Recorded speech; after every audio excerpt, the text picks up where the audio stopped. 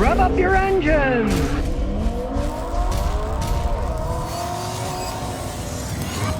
Corolla, this is Scotty. Greetings from Montreal. I used to be a Montreal Expo fan. Watched a bunch of the games. Are you Canadian? No, I'm not Canadian, but I'm from Niagara Falls, New York. Just that far away. My great-grandfather, the great-grandfather, he was a Canadian, and one day he walked across the border to the American side and became a postman and lived the rest of his life in Niagara Falls, New York, even though he was a Canadian. In those days, people didn't care.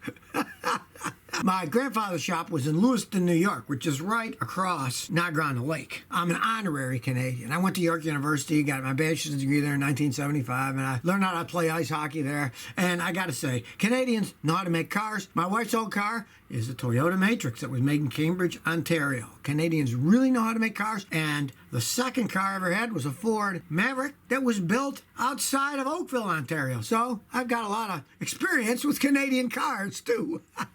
But now I'm in Texas. A lot of Canadians down here, too. They get away from that freezing cold weather. Madman says, why do people willingly buy junk? It boggles my mind. I understand machines. Can't figure out people, though. Well, you kind of answered your question there. The main reason they buy junk is because they're fooled by modern advertising.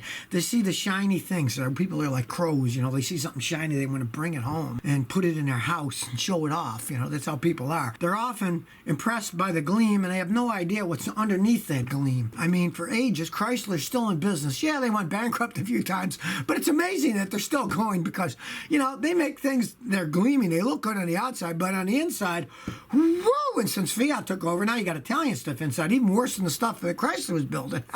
People get fooled by advertising, by how things look, and a lot of people, what do they say? Common sense isn't so common anymore? Well, that's a truism that really shines out these days.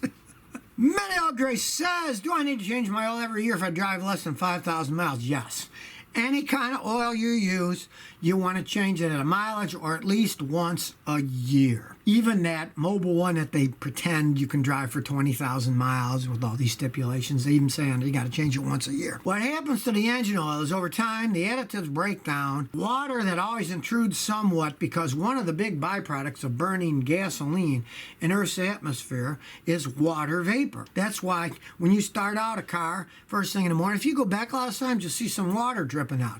That's because water vapor is one of the after effects of burning gasoline in Earth's atmosphere. You're always getting a little bit of that water get in with the oil, make it not as well, and the heat breaks down all the oil and all the additives over time. So you do want to change any vehicle's oil once a year. Delgano16 says, Scotty, got a 2012 Chevy Impala, 3.6 liter. 117,000 miles. I'd never changed the transmission fluid. Should I change it now? No.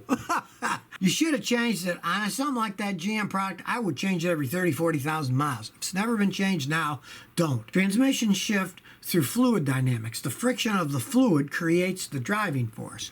Old dirty fluid has more friction in it, and if you've never changed it, change it from that old dirty friction fluid to fresh new slippery fluid. A lot of times those will start slipping. I've seen guys do that and they can't even go 10 miles an hour. They slip so bad. So don't. As long as it's working, you're on borrowed time anyways. Those transmissions only last so long.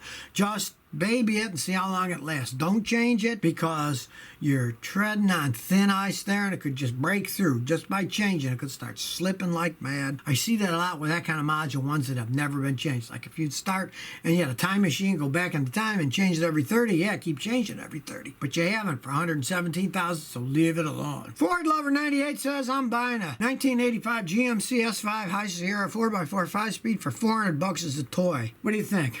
All right, well, how come you're a Ford lover in 98, but you're buying a GMC? Hey, it's an 85. Back in those days, if it still even runs and goes down the road, what the heck? Keep it as a project car. Let's see, you got a picture and it's got a reasonable amount of rust, so realize that you don't want to restore it because it's rusted. But if you want a toy project car to play with, what the heck?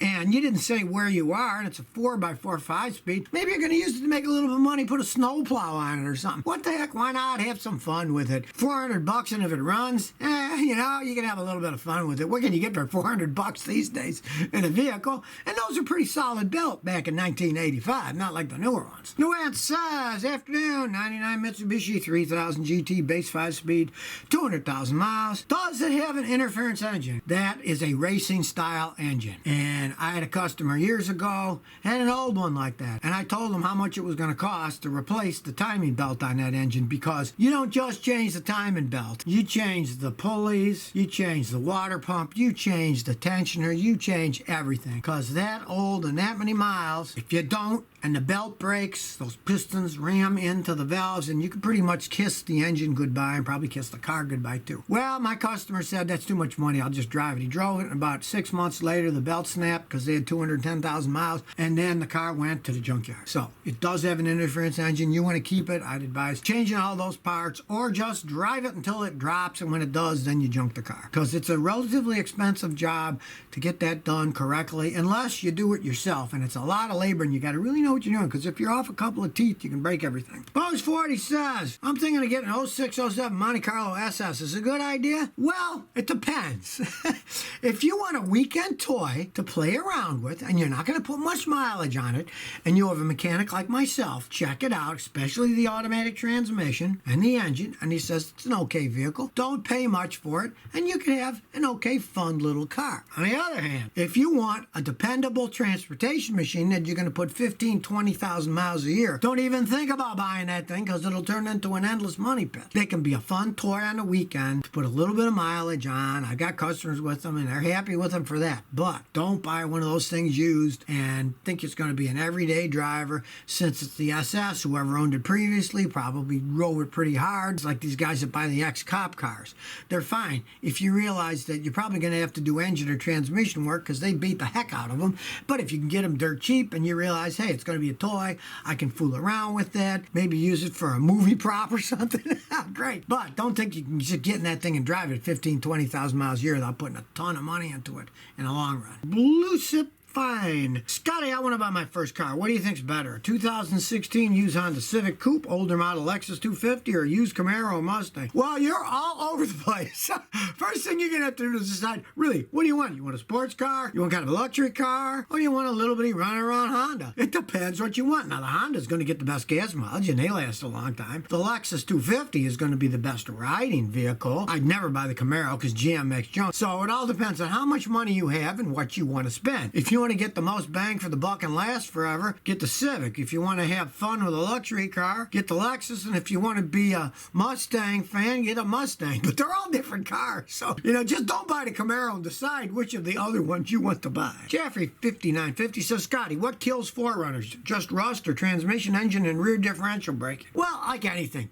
Old age, friction, things will wear out. For the Tacomas, they had problems with the frames rusting, and a very few 4Runners had rotting frames, but that was way in the past. They're not like that anymore, and Toyota actually gave free frames anyway, so it wasn't like you were stuck with it. Depending on where you live, if you live in a rust belt, or you live like in Galveston and you drive on the beach, the saltwater sand, yeah, it's going to rust. There's no ifs, ands, or buts. Not just the frame, everything will rust from the salt water and the air coming through with the salt in it. If you live in a normal area, like I live in Houston, that's far away from there, it's just plain wear. The customers I have with them, they finally wear out. Either the engines finally wear out at 300,000-400,000 miles. The transmissions wear out at about that mileage too. If they've driven that far, anything's going to wear out eventually. But for the money, you can't really beat them. Pete Collins says, 2007 BMW X3, 61,000 miles. Keep it or sell it. Sell it as fast as you can. Those things are endless money pits. I had a guy just pick up a BMW, and that's what he's doing. He's getting rid of it because of the age and the plastic stuff that's used in them. It cracks, you get leaks of engine oil, coolant, vacuum leaks. They're horrible vehicles as they age. From my experience, the ones I worked on, most of them were made here in the United States, but the quality is much worse than the Germans actually making them in Germany. Walter XYZ643 says, what do you think about getting a clock spring from a junkyard? That's in the middle of your steering column. All the modern cars have them for their airbags and for different things. I don't don't advise getting them from a junkyard. They don't actually cost all that much. The labor is taking the whole thing apart. I would personally only go new because it's a safety thing there. I wouldn't particularly want to buy a used one, electronic. And of course, if yours broken, you go to a junkyard. One, it's been in a wreck. Maybe that's broken too. Or if it's an older car, it's got to come from about the same year. That might just have been broken on itself too. Just yours is broken. That one might be broken. I personally don't believe in buying stuff in a junkyard that, especially electronics, that normally wear out anyway. Something like a door, yeah, wheels, you can see them, that's fine. But electronic stuff, I'm real iffy about buying junkyard stuff because some of them bit me in the rear end when either I did for a customer or they bought it and I put it on and it didn't last long or it didn't work at all. So if you never want to miss another one of my new car repair videos, remember to ring that bell.